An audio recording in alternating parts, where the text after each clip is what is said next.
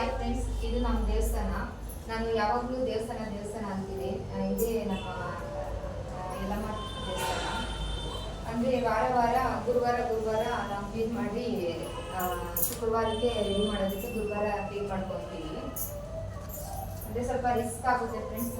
ಎಲ್ಲ ಮೇಂಟೈನ್ ಮಾಡಬೇಕು, ಮನೆ ಕಡೆ ಮೇಂಟೈನ್ ಮಾಡಬೇಕು, ಇಲ್ಲಿ ದೇವಸ್ಥಾನ ನಾನು ಮೇಂಟೈನ್ ಮಾಡಬೇಕು.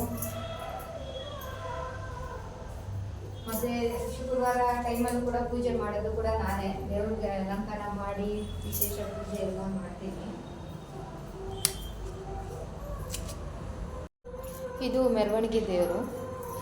ಇದು ಯಾರೋ ನೆನೆ ಬಂದು ಸೀರೆ ಕೊಟ್ಬಿಟ್ಟವ್ರೆ ಫ್ರೆಂಡ್ಸ್. ಇದು ತಿಂಗಳಿಗೆ ಒಂದು 3-4 ಸೀರೆ ಬರ್ತಾ ಇರುತ್ತೆ.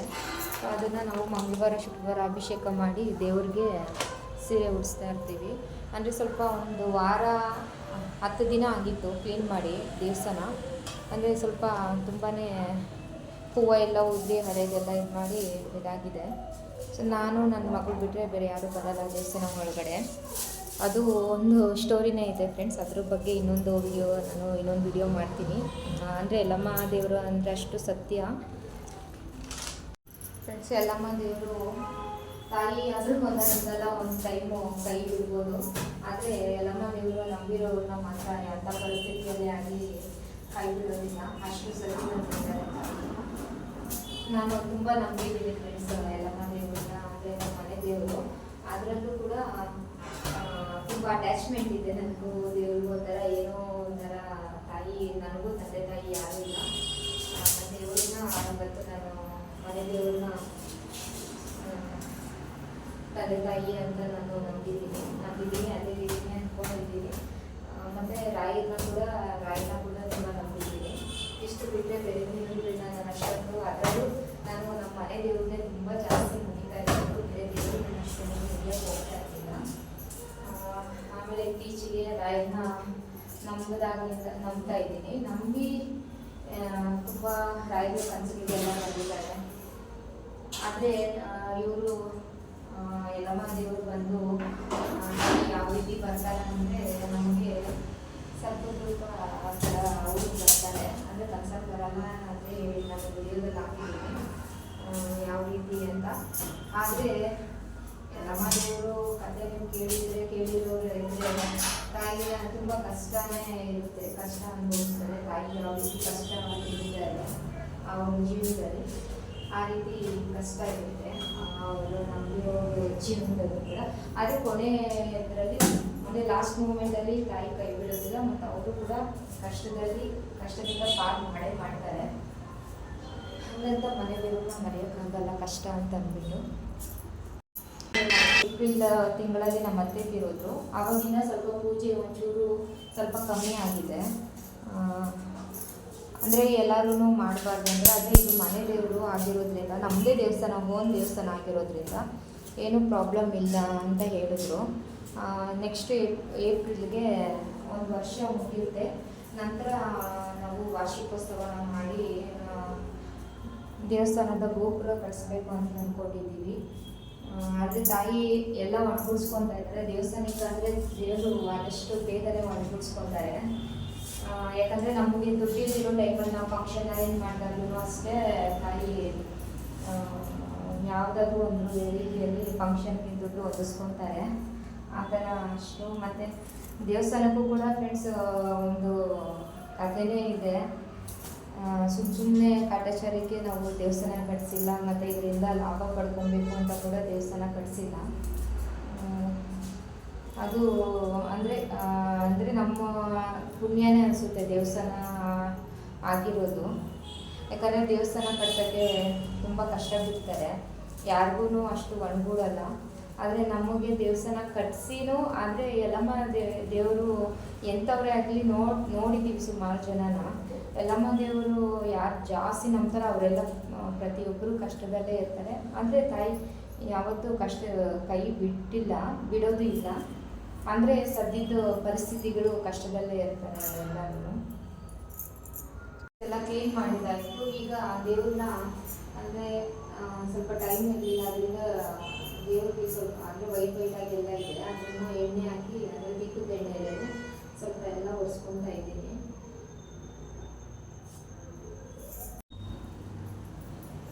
ಫ್ರೆಂಡ್ಸ್ ನಮ್ಮದು ಅಂದರೆ ಇವಾಗ ಜಮೀನೆಲ್ಲ ಇಟ್ಕೊಂಡಿದ್ರೆ ಶತ್ರುಗಳಷ್ಟು ಇದ್ದೇ ಇರ್ತಾರೆ. ಅದರಿಂದ ನಮ್ಮ ಮಾವ ಅವರು ಅಂದರೆ ಆಗಿನ ಕಾಲದಲ್ಲಿ ಯಾರಿಗೂ ಎಲ್ಲ ಕಷ್ಟದಲ್ಲೇ ಇರ್ತಾಯಿದ್ರು. ಏನೋ 1 ಲಕ್ಷ ಅಂದರೆ 1 ಲಕ್ಷ ಅಂತೀನಿ, ಒಂದು 4,000 3,000ಕ್ಕೆಲ್ಲ ಮಾಡ್ಕೊಂಡು ನಮ್ಮ ಮನೆಯವರು ಪಾಪ ಕೇಸ್ ಹಾಕಿ ಎಲ್ಲ ಗಟ್ಟಿ ಮಾಡಿ ಎಲ್ಲ ಇಟ್ಟಿದ್ರು.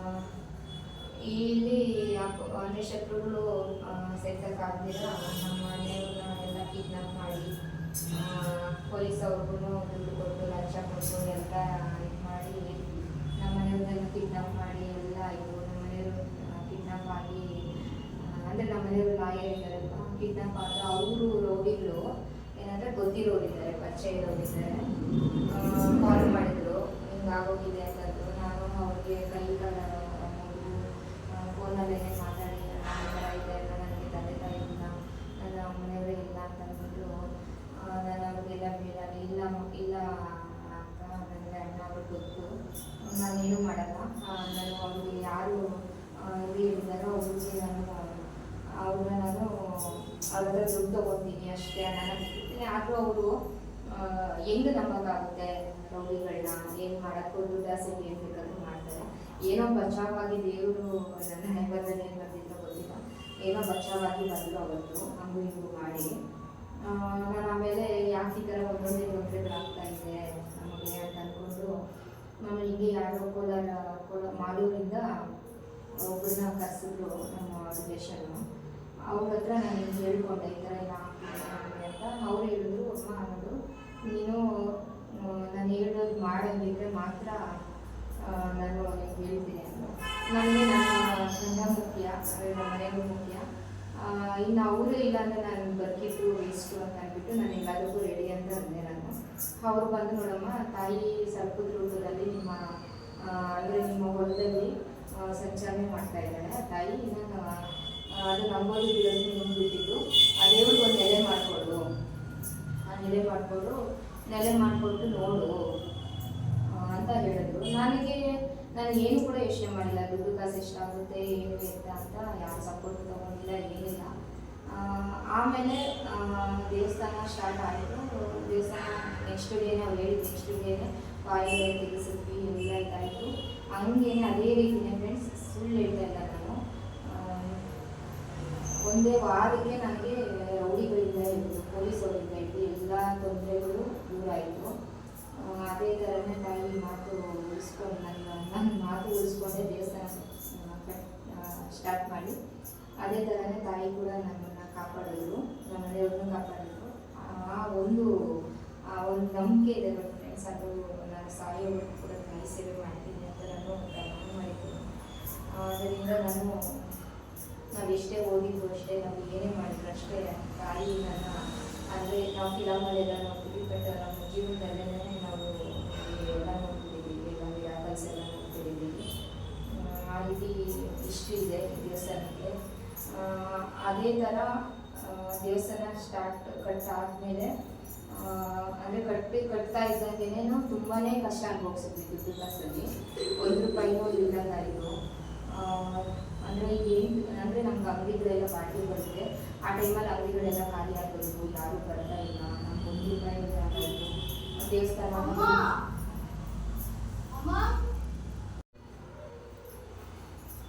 1 ರೂಪಾಯಿ ಇಲ್ಲ ಆಗ್ತಿರೋ ಟೈಮಲ್ಲಿ ಅಂದರೆ ದೇವಸ್ಥಾನಕ್ಕೂ ತುಂಬ ಜನ ಬಂದು ಕಟ್ಟೋದು, ಸ್ವಲ್ಪ ಜನ ಬರೋದು, ಕಟ್ಟೋದು, ಬಿಡೋದು, ಈ ರೀತಿ ತುಂಬ ತೊಂದರೆ ಆಗ್ತಾಯಿತ್ತು.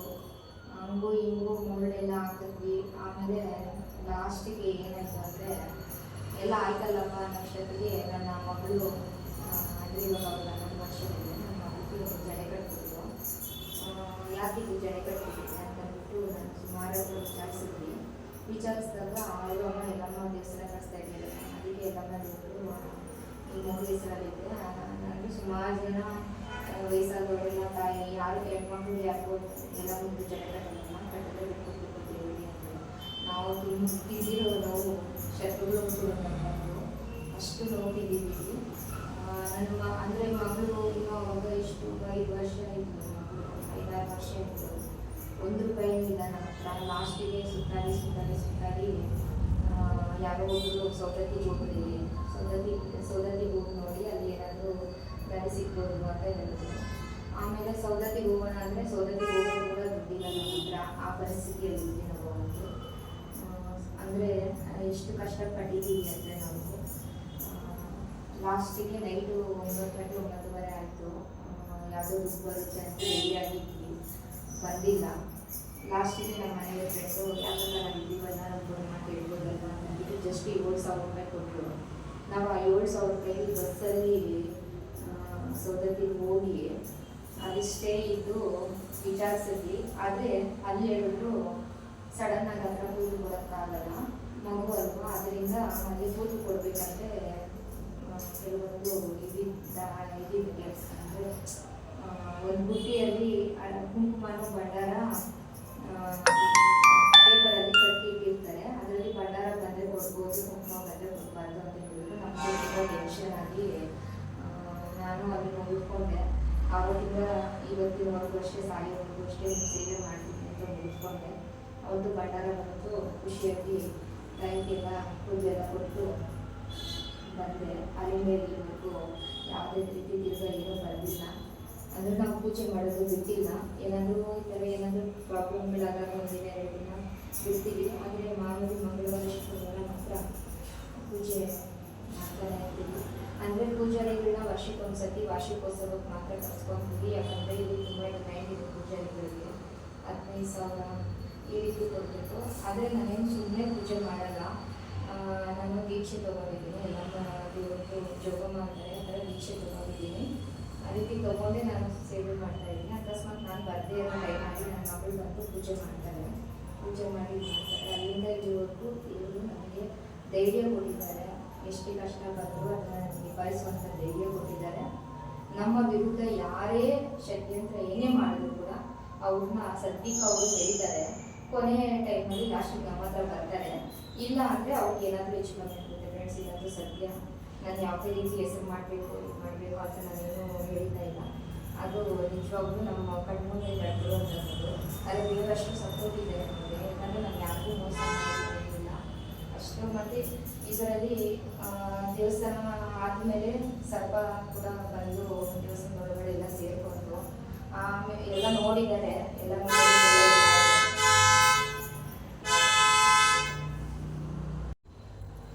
ಸ್ವಲ್ಪ ಬಂದು ಎಲ್ಲ ಸೇರಿಕೊಂಡು ಎಲ್ಲ ಓಡಾಡಿರೋದೆಲ್ಲ ನೋಡಿದ್ದಾರೆ. ನಾವು ಕೂಡ ಹಾಲೆಲ್ಲ ಇಟ್ಟಿದ್ದೀವಿ. ಎಲ್ಲ ನಮ್ಗೆ ಅಲ್ಲಿ ಕಾಣಿಸಿಲ್ಲ, ಬಟ್ ಹಾಲು ಮಾತ್ರ ಕುಡಿದಿರೋದೆಲ್ಲ ಮತ್ತು ರಂಗೋಲಿ ಮೇಲೆಲ್ಲ ಜಾಡು ಹಾಲು ಓಡಾಡಿರೋ ಜಾಡೆಲ್ಲ ನೋಡಿದ್ದೀವಿ. ಅದ್ರ ಕೆಲಸ ಮಾಡೋರೆಲ್ಲ ನೋಡಿದ್ದಾರೆ ನಾವನ್ನ. ಮತ್ತು ದೇವ್ರನ್ನ ಪ್ರತಿಷ್ಠಾಪನೆ ಮಾಡಾದ್ಮೇಲೆ ಕಾಣಿಸಿಲ್ಲ. ನಾವು ತುಂಬ ಟ್ರೈ ಮಾಡಿದ್ವಿ, ಬೇರೆ ಬೇರೆ ರೀತಿಯಲ್ಲಿ ಎಲ್ಲ ಕಡೆ ಕೇಳಿಸಿದ್ವಿ ಹೀಗೆ ಅಂತ. ಏನಿಲ್ಲಮ್ಮ, ತಾಯಿನ ಪ್ರತಿಷ್ಠಾಪನೆ ಮಾಡಿದ್ಮೇಲೆ ಅವ್ರ ರೂಪದಲ್ಲಿ ಇದಾಗಿದೆ ಅಂತ ಹೇಳಿದ್ರು.